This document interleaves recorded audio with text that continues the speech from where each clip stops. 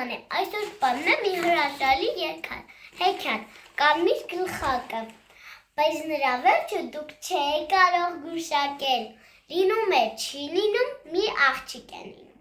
նրա անունը կարմիր գլխակ է լինում, մի օր նրա տատիկը հիվանդանում է,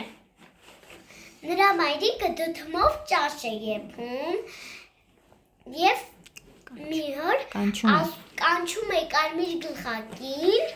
և ասում է, այս դդմով ճաշը տար տատիկիդ հիվանդենա, որ ուտի շուտ լավանա, բայց դու չմոտենաս անտառում լիքը չար կենդանիներ կան, աղջիկը ասում է, այո, ոչ մի կենդանու չեմ մոտենա, և հետո կարմիր գլխակը մոռանում է մայրիկի ասածը, գնում է բոլոր կենդանիների հետ խոսում է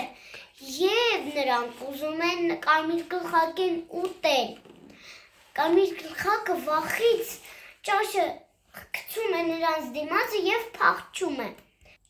այդ կենդանիները գայլն են, աղվեցը և արջը, նրանք այնքան սոված են, որ արագ կերան այդ դդմով ճաշը,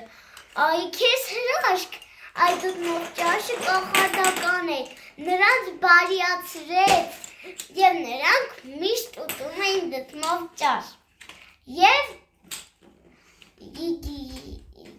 էլ չէին ուտում ոչ մարդկանց, ոչ կենդանիներ, այլ ուտում էին դդմով ճաշ և բանջարեղեններ և հետո կարմիր գլխակը ասում է, որ ես ինչ տանեմ տատիկիս, նա հիվանդ է, այդ կենդանիները նրան օգնում են, դդում են գտնում, տանում են տատիկի տուն, եփում են ճաշը, այդ նույն ճաշից և գնում են տատիկը ուտում է և շուտ ոտքի է կանգնում, այսքան լավ հեքիաթ և հրաշք, բարի գիշեր։